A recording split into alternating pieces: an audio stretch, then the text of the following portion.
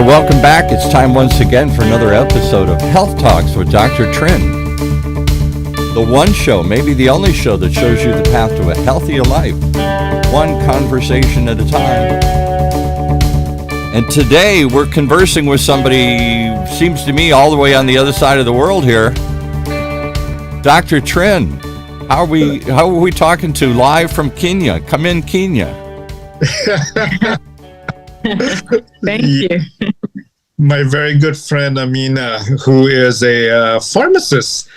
And although she's in Kenya, she's actually in the States is where she works and live as well. But it's also families in Kenya. And I'm just learning about the definition of safari. Yeah, tell us that. You were saying that off air. What we think of safari is going out on, I don't know, a grand camping adventure into the jungle here and looking at wild animals, and that we have all these different the hunters going out to trap lions or something here. What does safari really mean here? Yeah, safari is a Swahili word that means journey. That's all. And so we look at it as, healthcare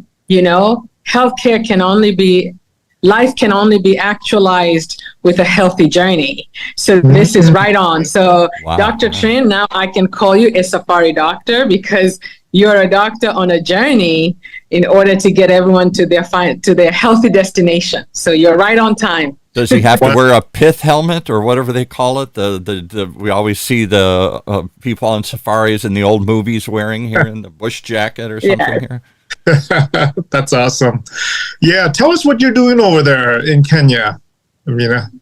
So in Kenya, I always call myself very lucky to have two passports. So a dual citizen of the world, to America and to Kenya.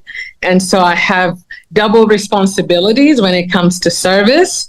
So I spend time both in the US and in Kenya. And so there's a lot that I learned from both sides, and I'm able to kind of bring the best to each part of my world.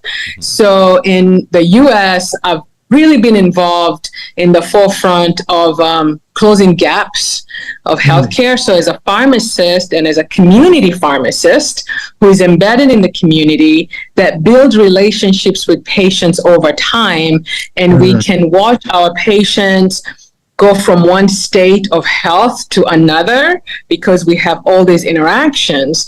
And so now our team is really involved in looking at what happened. Like, what happened to Mrs. Smith? They were fine just a few months ago. Why can't they move now? Like, how did they end up with a stroke? Or we see their cognitive decline, year after year. But we were just like waiting.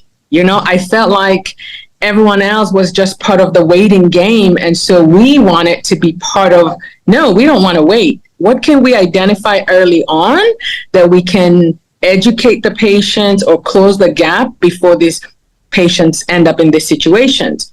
So in doing that, I have formed great collaborations with primary care, especially because in the community setting, they receive patients of all different conditions, and everyone comes to see them, and they only have so much that they can do in a visit. Right. So we wanted to be extenders of these providers. We wanted them to trust our pharmacist in that they can send the patients to us with a plan that they have for the patient. So beyond just handing us a prescription, tell us what's going on. What are you trying to do so you don't do it alone? And so our pharmacists become what we call population health coaches. Wow. Right? Because of our many interactions, right? And so by doing that, I was like, okay, this can also apply to Kenya. So when I come here, I collaborate with physicians here, teaching them about, hey, it's all about collaborations. Not one person can really take on this burden in the communities. So how do we do it in Kenya? And educating them about early signs, screening, the resources. And now we can really bridge these gaps with technology, where I want to connect the physicians here in Kenya with the physicians in the US so we can do knowledge transfer and we can impact globally a lot easier than back in the days. There's a lot to dissect there. Let's see if we can unpack a little bit of this here. Wow. In this country, in the United States, maybe this is just my own bias, I don't think of the pharmacist as having much of a role in my health care. They're there to control the dispensation of pills. They pull the pills together, they answer any questions I have about them, and then they take the next customer in line here. It's a dispensary. And it's a controlled dispensary, so they have to have knowledge, they have to have training, they have to know what they're doing, and they'll certainly answer questions if I do it. You're talking about a different role of pharmacist. You're talking about because the pharmacist sees you a lot. So the role that you describe, it's one of our roles, right? And that's the end part of our role that you get to interact with, right? The actual time where we are handing over the medication to a patient. Right. But before then, when an order is sent from a provider into the pharmacy, there's a lot of analysis that happens. Is this appropriate patient? Is this appropriate age? Does the patient have allergies to this medication? What other medications are they taking? Right. Because medications are good, but if not used well, they're very harmful. Right. So there's a lot that goes into that. We have to understand, we get medications sometimes and we look at a child and we need to get the appropriate dosing because it could be a lethal dose. So there's that part that happens that most people don't see. But also, there's no pharmacist that went to pharmacy school without understanding the actual disease state that these patients are on, right? And so medications are just one aspect, and there are many other things that the patients need to do for this medication to work. Okay. So working collaboratively is where we can bring all those pieces of the puzzle to the patient. So I'm pleased to hear that, and it seems to be in line with what CVS in particular wants to be these days. They're trying to move away from just a dispensing pharmacy to being more of a health clinic where you go to get tests and you go to get your shots and you do other sort. They're trying to be more of a health clinic, health services, less of just selling makeup and cosmetics to everybody that walks in to get their pills. And I wonder if people are going to see in this country more interactions with the pharmacies than just walking in to pick up a prescription. So patients who've interacted with independent pharmacies already felt that way about their pharmacist, actually. They always felt that their pharmacist had time to talk to them about their prescriptions, about their conditions, answer questions about the disease state. Independent pharmacies, many in rural areas where you can't find one of the big box, you'll find an independent pharmacy where they have been almost like the primary provider for these patients when it came to vaccinations, when it came to point of care testing, to get easy access to medications in a timely manner. Now, what the big chains are going to do they're going to amplify it to the whole of America because not many Americans interact with an independent pharmacy, independent community pharmacy. So they're actually going to amplify it, and so everyone will see the pharmacist differently. And the reason why this is becoming common now, it's really the access. Pharmacists within every 5 miles of an American, there's a pharmacy. Really? Wow. Right? Yes. And even so out in the rural, accessibility to these high-level clinicians. Okay. I'm saying even out in the rural areas So in the rural area, you have to calculate the equivalent for the 5 miles. Right. They're used to driving longer, but that means, again, it comes back to they are more accessible than primary care providers. Yep. And so some of these gaps we were finding where these patients haven't gone back to be seen, or they haven't had, someone has a strep throat, they can't get into their primary care. They're 3 months booked. How do we leverage this access today, put protocols in place don't be afraid of the pharmacists are not trying to be medical doctors. Trust me. They want the doctor to diagnose, and they want to have the patient come to them so they can help them implement the plan to get better. Because when a patient leaves the doctor's office and they go home and they don't come back for 3 or 6 months, so much happens that no one knows. But they're in the pharmacy. So another piece of data that I want to tell you is that there was a study done in North Carolina through a group of pharmacists, and we're called Community Pharmacy Enhanced Services Network, CPESN. And this network are pharmacies that said, we want to step up. We want to be beyond dispensing, and we're going to serve our communities in this extended aspect. Wow. So with these pharmacies, we found that a medically managed patient sees their pharmacy 38 times in a year versus sees their primary care provider probably 3 to 6 times in a year. So look at those touch points. Whether the patient came in for once a month for their prescription, that was 12 months, 12 times. But in between, patients come in to get their over-the-counter medications. They come in to get acute medications, during flu season, during changes in, allergy seasons, or just to come and get their vaccinations. So look at all those touch points. If we leverage those touch points in the right way, we won't have the problems we're having today, where the patient goes unseen for 3 to 6 months. Talk about that, Dr. Trinh. Are the pharmacies filling in or trying to move in for the gap, as you say, the gap of coverage here, to see the patients? Huge gap.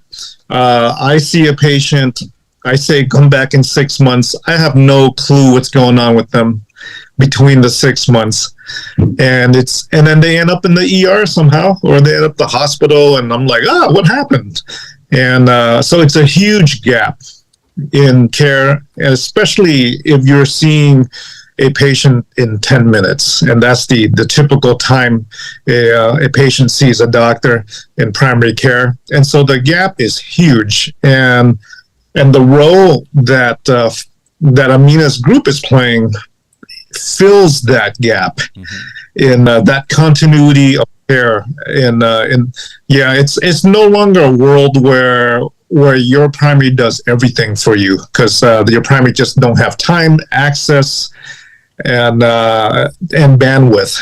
So it's a team approach in care now, and that team includes the pharmacy. And what about, I talk about rural areas because we had somebody on a while ago talking about the lack of any healthcare coverage in many rural communities. Community hospitals that used to serve this are closing up left and right. They can't make any money. There aren't enough people. And so people are going without access to a doctor. They got to drive to a big city somewhere to see a doctor. That means they're not driving. They're not seeing somebody. And it's I don't think it's really been reported a lot, but there are a lot of communities now within the United States where I don't know who they're seeing. They have no access to a doctor here.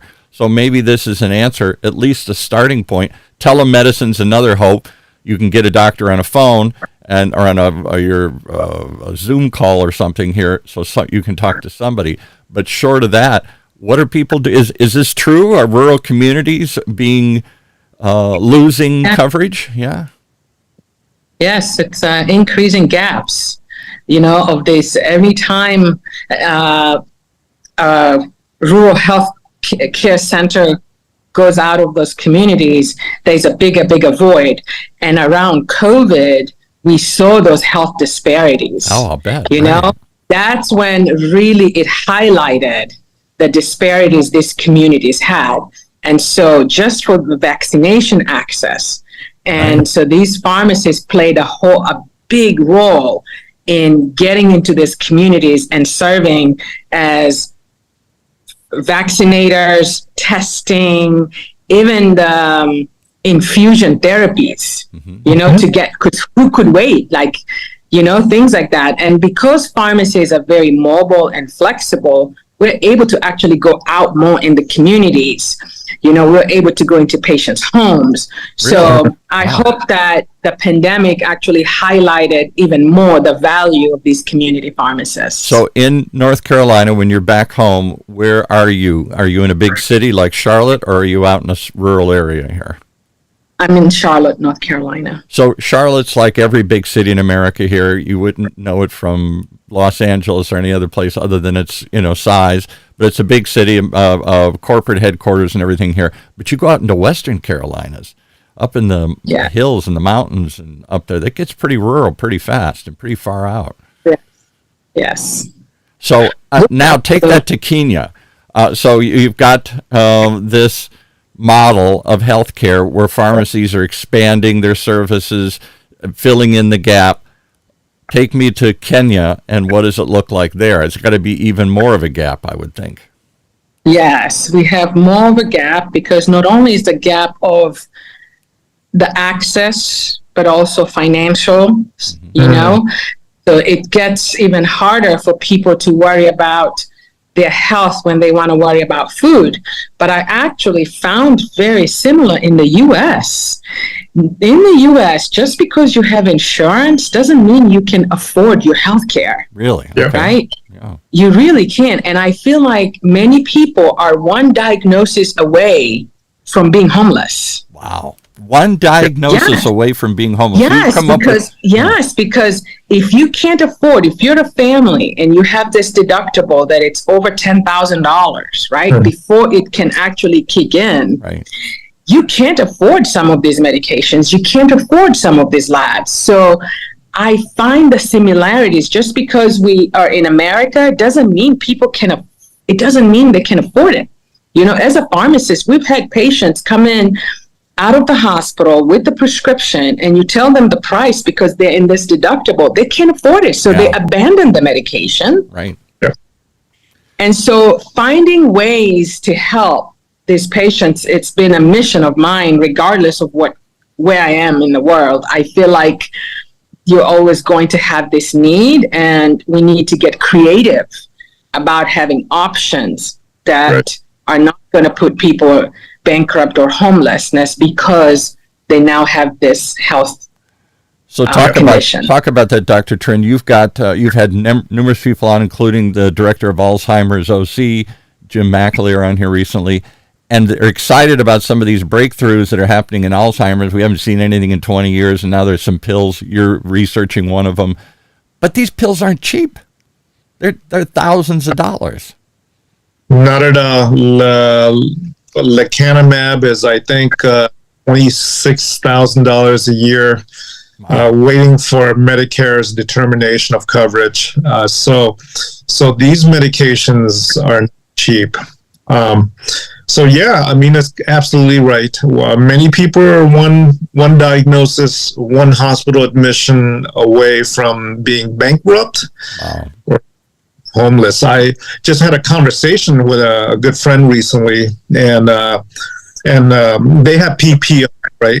PPO is supposed to be a good insurance where you can go anywhere. Right. You're not stuck to a network, but most PPOs will do that 80-20% coverage. You owe 20%, they cover 80%. Right. So she has a family member who was hospitalized. Mm-hmm. They owe 20% of that hospitalization. It's over 6 digits. I was going to say. I remember when my late mother, who had Parkinson's and had some dementia associated with it and some other problems, her last few years were miserable before she died. And when she did die, the bill, because she was in intensive care for another 4 or 5 days, and she was in the hospital, and then they took her in intensive care, and she got worse, and eventually she passed away. That last visit, my dad showed me the bill. Now, fortunately, he had multiple coverages. She had employer coverage, and then they had Medicare, and he had his coverage, and so he didn't have to come out of pocket. But had he had to pay that, her bill to die was like $1 million. To die. Yes.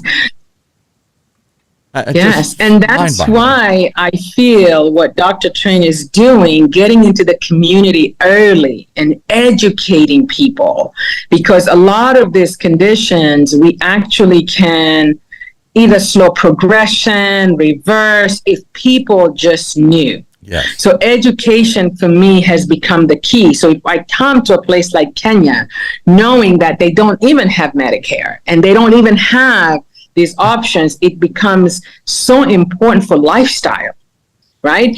So giving them the education early on so people can make the best choices, the right choices in order to prevent that is all I can do at this time, because I can't fix the drug cost. Right. But we can prevent diabetes, which is also seen to link to cognitive decline and dementia. Mm-hmm. So no one knew that. You know, we're having information now, and that's something people can actually do. They are in power, they're in control. And if we're able to show them, screen them early and redirect them, you know, like when you're lost and the GPS says take a legal U-turn, right. We can be that. We can be that voice GPS to say, okay, you've been going in this direction. Thank God you haven't hit, anyone. Right. But let's go ahead, make a legal U-turn. Here are ways that we can help you. I like that. So what are the barriers, Dr. Trinh, to getting people to take a U-turn in their life? Is it just, it's a lot of effort, it's a habit, I don't see the urgency until it's too late? You know, what are the barriers that keep people from, is it just, I didn't know and I'll take action, or is it more than that? Behavioral change requires two things for successful behavioral change. One is accountability, right? And it's very difficult because you don't get that at a doctor's office. Patient comes in, hey, low cholesterol diet, go exercise, go back and see me in 6 months, right? Where's the accountability between that 6 months? Mm-hmm. None. That's zero, right? So it doesn't happen. The second aspect that's needed is support. Support and accountability. And again, you get 10 minutes with your doctor, twice a year, 3 times a year. There's no way you're going to get any support. Your doctor's not going to call you every week to see how you're doing and answer your questions because of the bandwidth, right? It's not that they're unwilling or not interested. It's because of access and bandwidth problems.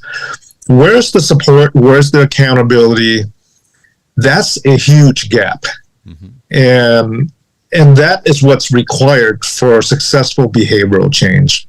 And is it worse in Kenya? I'll give you a little background. I do a show with another guy on one of our stations here, and he's on the board of a Wells of Life. They go to, not Kenya, but they go to Uganda, and they're trying to just do a simple task, drill water wells. These people walk 20 miles to get clean water and carry jugs on their backs and spend all day doing this when there's clean water down if they could just simply access it. So they do that role. There are a number of these organizations in Africa doing similar things. And their frustration is it isn't enough just to get them access to clean water. They have to teach them a whole different way of cleanliness because they're putting the clean water in dirty dishes, and the cows are living in the same hut with the people and defecating all over the place. And, it's a whole different, they have to teach them to wash their hands, things like cultural differences that just prevent them from using the clean water they've gotten. Are there additional cultural barriers you have to go through in Uganda to get people to change? No, so in Kenya, it's really education. It's the same way. We had to teach them community education. So we had to teach them the importance of vaccinating the animals. And then, so we needed to make sure the animals were healthy, right, for the people to be healthy, and also teaching them how to coexist. And so creating water reservoirs where the animals cannot get in. Yeah, so you have this rain catchment. And so it's all the education, but those are the challenges. And when you show them that this is what's linked to this diseases that we are treating you repeatedly for, like the children, Right. that ongoing, then they're better about it, And also, it's making sure, so in our village in Lamu, where I'm doing most of that work, we created community health workers. It cannot just be the foreigners who come in with Right. the knowledge, build them a well and show them the water. We have to get ambassadors in those communities because that's what's sustainable. Exactly. And we have seen more success that way, where we're recruiting from within, so they're able to maintain it, they're trusted, they speak the language. And even if something happens and all the foreign volunteers leave, that community is still sustainable. I But then completely back to agree. what Dr. Trinh was saying, the two things that are barrier is the accountability and the support. That's what a community pharmacist does. So when you talk about those 36 touch points, we have so many relationships with our patients. So if you've never walked into an independent pharmacy where they know you by name, Yeah. they know your dog's name, No, I've never had it's that really- experience. Right. Yeah, so I would love for you to just go into one of them. Few times they'll know who you are, and so they feel supported. So if we are able to look at Americans' healthcare system and realize this group of highly trained clinicians with this much accessibility could bridge the gap for accountability and support, then we will win. Yeah. Absolutely. Interesting What are- model. Go ahead. Examples of the collaboration that's being done in at your organization with other medical providers. So our pharmacists have contracts with our medical doctors who take care of Medicare patients. And so we're able to do what is called chronic care management. And we're able to call the patient, again, for the accountability and support every month. We have 20-minute windows to communicate, find out if they need anything, answer questions. We can tailor the messaging for them for a 12-month period because we have that touch point. Another thing that we do is the remote physiological monitoring. So if a patient has high blood pressure, we send them a Bluetooth or cellular device and they check their blood pressures. We get real-time data and we are able to then call the patient and say, why did your blood pressure go up? And they say, well, I was watching a football game and had a bag of Doritos. Now I really know that Doritos are not good for me. Right. But it wasn't because someone told them, but they saw the spike and we were able to call in, and what's measured gets improved. And because we're measuring it in real time, they're making adjustments in real time. It's like the real tutor. Yeah. You give them someone who has diabetes, you give them a continuous glucose monitor and they wear it.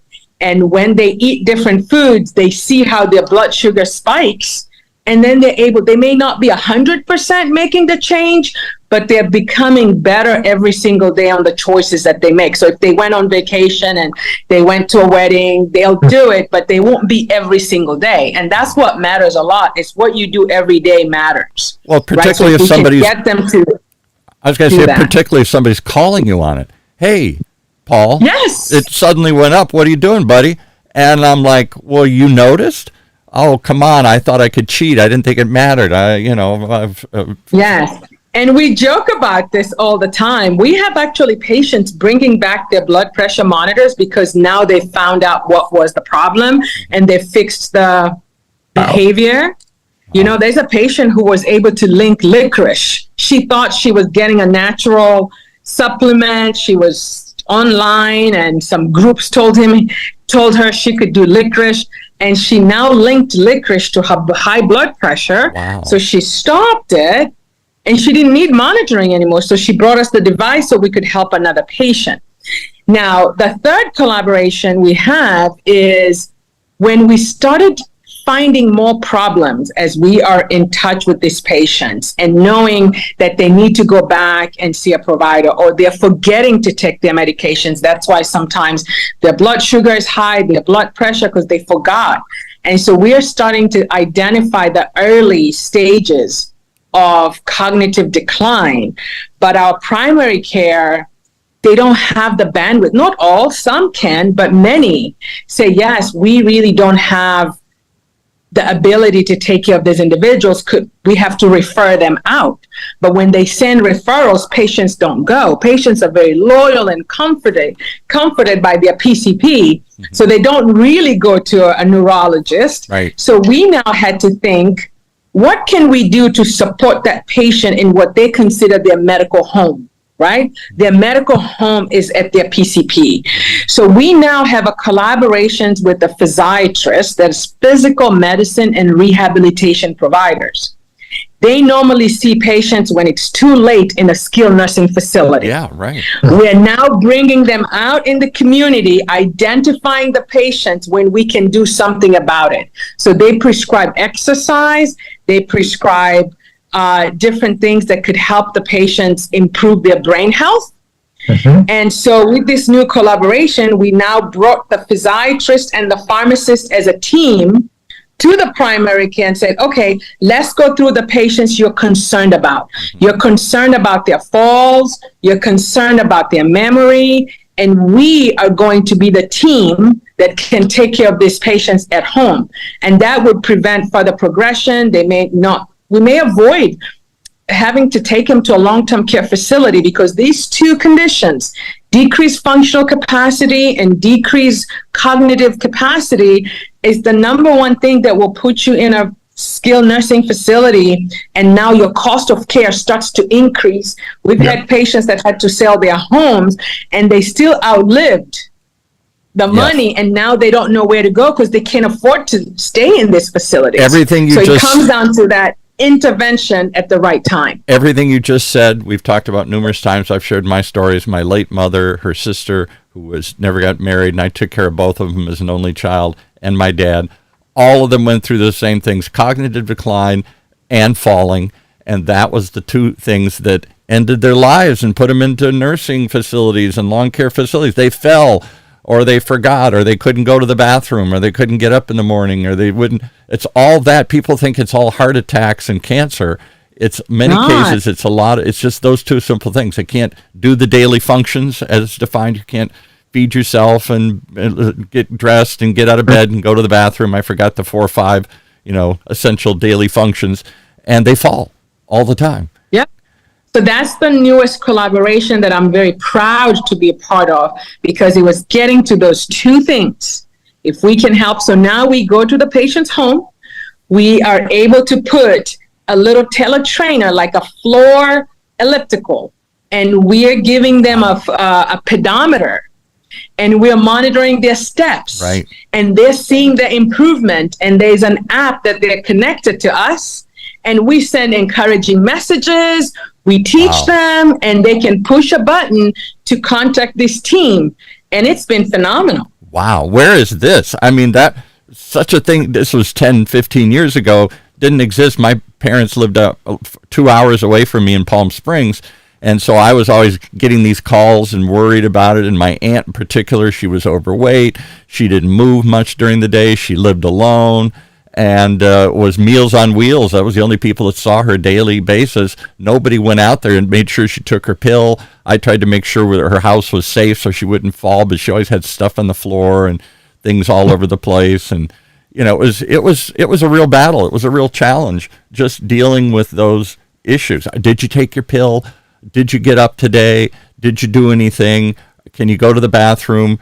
Or have you taken away all the things on the floor that you're tripping over?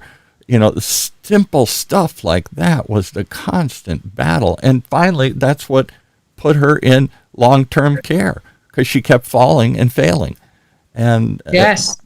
So now, hopefully soon, through these collaborations, you will see these services across many of these CPSN pharmacies who are rising up to the challenge and saying, we are ready to do more. And we want to do the pharmacy physiatry collaboration and help these patients with those two things. That's phenomenal. That really, and so you're working with independent pharmacies primarily offering. Because I'm an independent pharmacy owner. Right.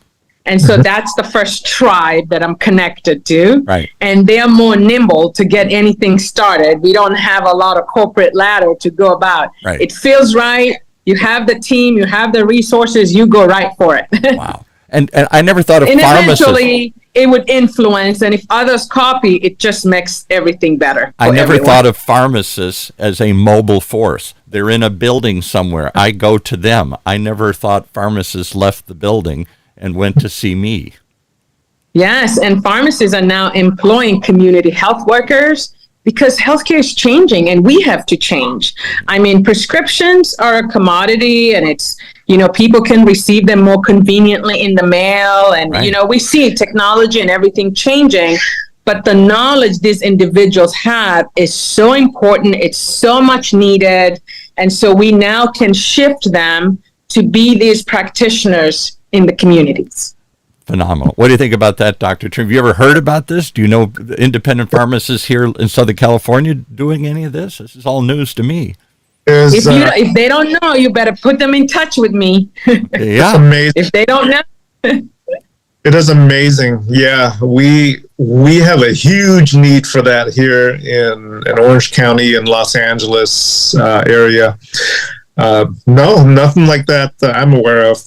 But the huge gap is there. And what Amina is doing is simply amazing, and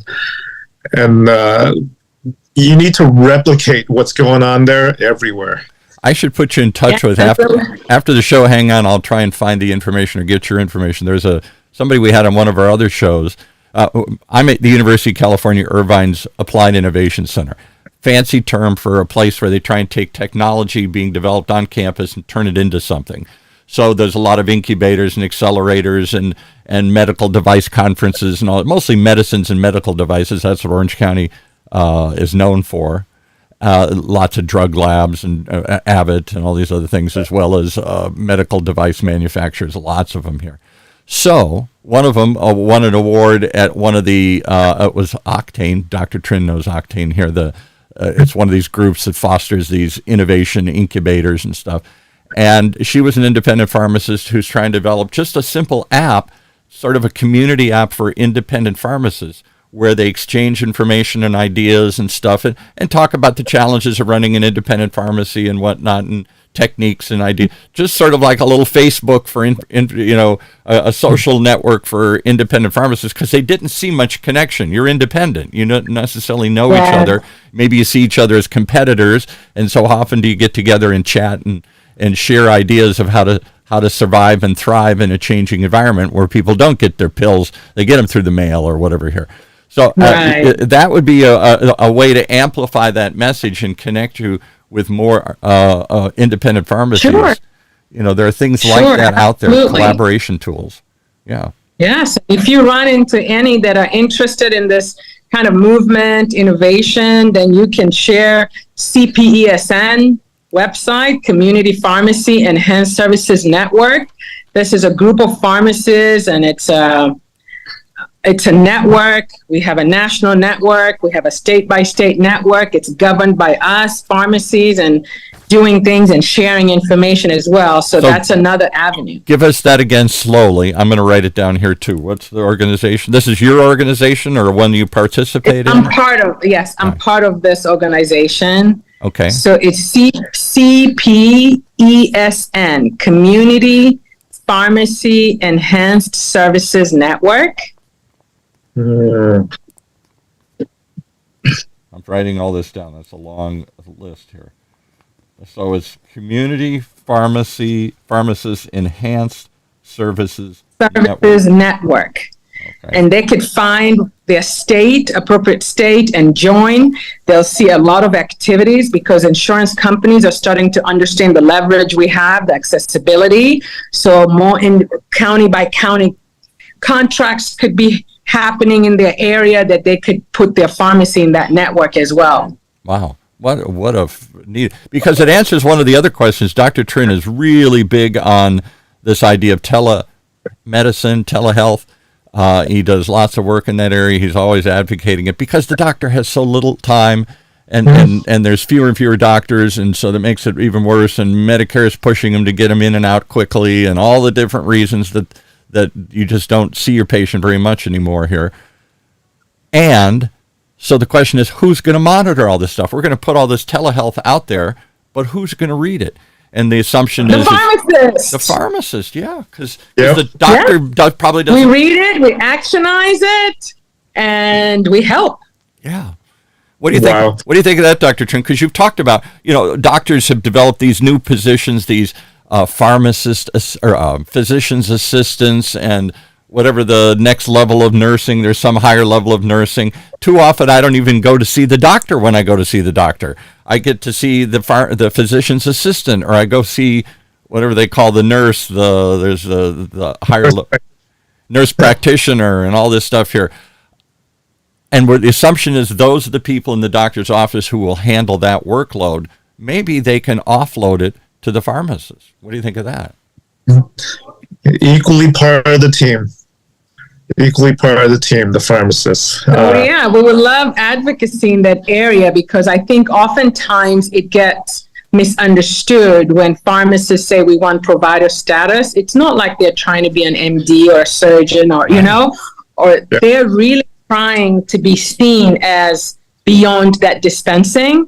And Yes. so if I take the time to counsel a patient, monitor a patient, support a patient, be part of their care plan, to also be considered a provider, so we're able to get paid to do it. Right. And so I see, there are groups that may not want the collaboration because they fear what collaboration is going to do. Right. But I want to reassure them that there's a reason why we went to pharmacy school versus medical school, is to really support that patient. And those two things that Dr. Trinh said, support and accountability is so important. You can be the best doctor to diagnose and write the best prescription in the market. And if you're only going to see that patient twice a year, now you're leaving it up to chance. Yep. So what do you think, Dr. Trinh? Are doctors going to embrace this because they don't want to do it, or are they going to see it as a threat to their income stream? Oh, I monitor everything here. I don't want to give that away, even though they don't do it and really can't do it because they don't have the staff to do it. Yeah, they don't have the bandwidth to do it anyway. It's no longer 50 years ago where it's just you and your doctor, and that's not a model that works very well. It's got to be a team approach where it includes our pharmacists, it includes a nurse practitioner, PA, and so that's psychologist, nutritionist. We need everyone at the table. Yeah, right. And I hope I'm not offending you, Amina, but I don't see that here. I don't know anybody that experiences that. It's me and the doctor. And more and more, I don't even see the doctor unless it's really urgent. It's me and somebody else in their staff, these people I never heard of before, nurse practitioners and physician's assistants. They're the ones that seem to know the patients more than my wife says. I think I know the physician's assistant better than I know the doctor. They're more up to date on what's happening in my case than the doctor, because the doctor is only there for the quick visit or the extreme need. It's triage. Well, value-based paying doctors now for performance. I'm not sure if you're aware of that now. We've moved from fee-for-service to value-based contracts. So providers are now being paid because their patients are doing better, because they're actually preventing hospitalizations, they're improving patient outcomes. Because we're moving towards that payment model, including Medicare, and I see other state Medicaids that have joined, commercial plans have joined, there will be a need to say, let's hold hands. Right. Because fee-for-service is where the doctor would get paid whether you improved or not. Right. Now it's moving to where they're going to get paid better if you improved. So if they don't have much time to help you improve, they will be inviting other team members to the team. I didn't know that, and I wasn't aware. Is that common here in Southern California, Dr. Trinh? I thought it'd still pay for fee for service here. I thought the more they see me, the more the tests they do, the more money they make. It's a mixed model here, and so yeah, it's we do have fee for service. It's still around quite a bit. But we are moving this model to outcomes-based care, where really it should be, right? You shouldn't be paid for just doing procedures all day without successful outcome. Right. So if that patient's not any better, why are you doing all these procedures? Imagine if I went to my auto mechanic. I'm always comparing medicine to fixing my car.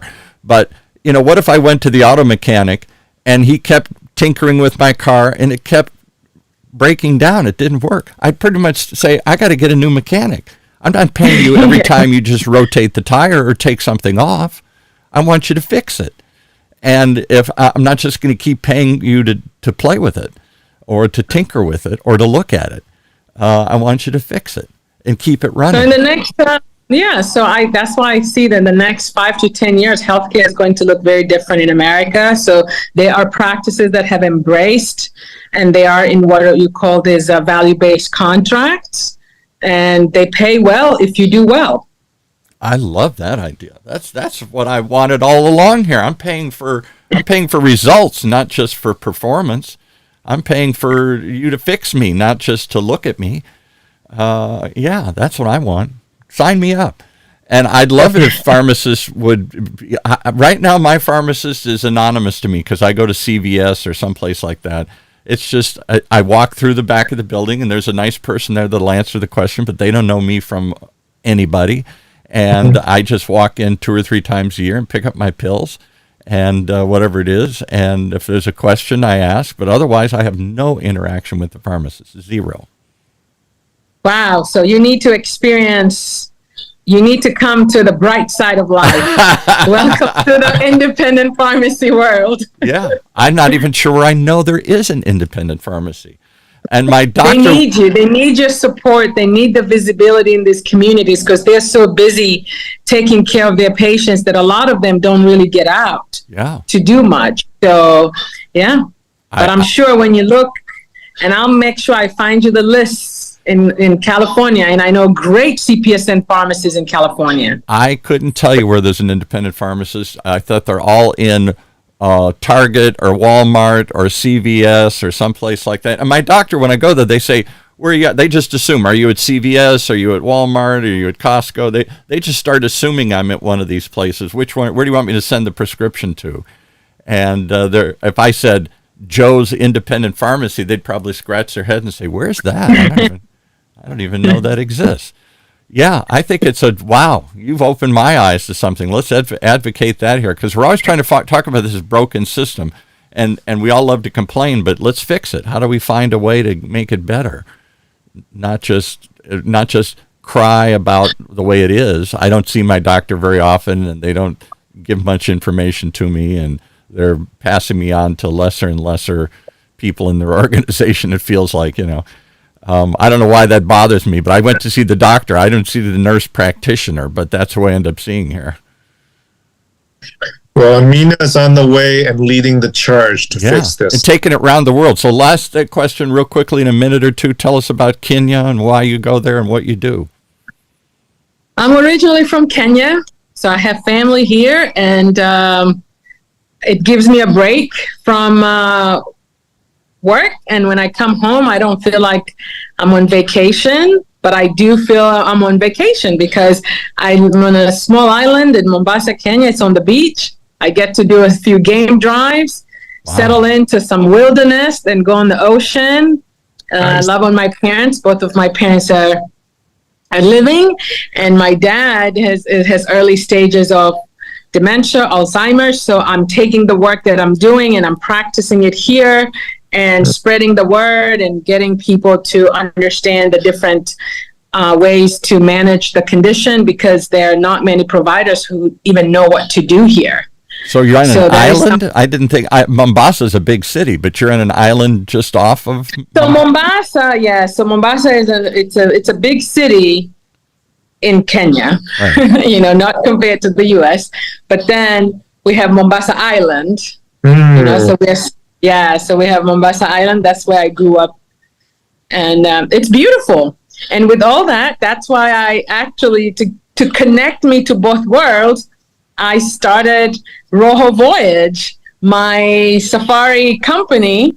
So I get to bring people with me, serve, and have a good time. Wow. And so I'm really excited about that. I probably spend more time now curating itineraries than I do reading articles. There you go. You're a safari leader here, a journey guide. Well, Dr. Trinh travels the world, so he'd love to go. He does his tongue out clinics in Vietnam. He goes back to his country, Vietnam, up in the I already highlands. invited him to Kenya. He'll come join us on Safari Doctors. Okay. I want to see him with I don't know why I have to picture like every bad Hollywood movie, but a pith helmet and sort of there's an image of what you look like when you're on safari here. Carrying a big gun, to protect yourself or whatever here. Well, fascinating work, fascinating story, and I'm really fascinated by your work here in the United States because you say this so casually, like, here's the solution. I think it's bringing fire to the natives. I don't think the natives here in the United States know that there is this capability here. I think we're still living in the dark ages. Well, thank you for having me here. I really enjoyed it. And I hope we continue this work and we spread the word. Yeah, we'll have to have you back and get some updates and keep the collaboration and the connection going here. Great stuff here. Any websites you want to send us to? Where do you want people to go to learn more? So I think CPSN is a good network, especially if someone's listening and maybe they're a group of medical providers that are seeking help and they want to find which of these pharmacies we can collaborate with. Maybe it's an insurance company who is at risk models, and that their providers aren't able to get them outcomes and they think, wow, this is a good collaboration. I definitely welcome them to look at our CPSN website. And that's a different website. Pick a network. So you gave us EPESN. What was the E No. for? CPESN. Oh, community. Okay, CPESN. Right, got it. Okay, I had that wrong. Okay. And check that out. And then if they want to sign up for your safari, some people want to go. How do they get on a safari? Oh my goodness. If they want to sign up for safari, they go to rohovoyage.com, ROHO voyage.com. Roho is a Swahili word that means the soul. So it's not about just the animals. It's not just about the safari. It's about the whole community transformation. And so the safari allows me to fund some of these projects in Kenya that are actually making a difference. So rohovoyage.com. And are you Swahili? You keep mentioning Yes, Swahili. I speak Swahili. Yes. Nice. All right, well, take us out. Say goodbye in Swahili for us here, or say something. Say a final goodbye greeting, and we'll take you out on that here. I don't know if I've ever heard Swahili spoken. Okay. Oh, I think you have had. If you've watched Lion King, you've had of Hakuna Matata, means no problem. You've had of Simba, means lion. You've had of Rafiki, means a friend. Okay. But to end this, I will say Kwaheri, and that means goodbye. All right. Thank you so much. Dr. Trinh, take us out. Thanks so much, Amina. We'll see you soon. Thank you. Bye. All right. Well, there you have it, folks. Another reason to tune in each and every time to hear all what's happening in the healthcare advances here in this country and around the world. Right here on Orange County's only community radio station, OC Talk Radio. Streaming live from our studios here at the University of California, Irvine's Beale Applied Innovation Center.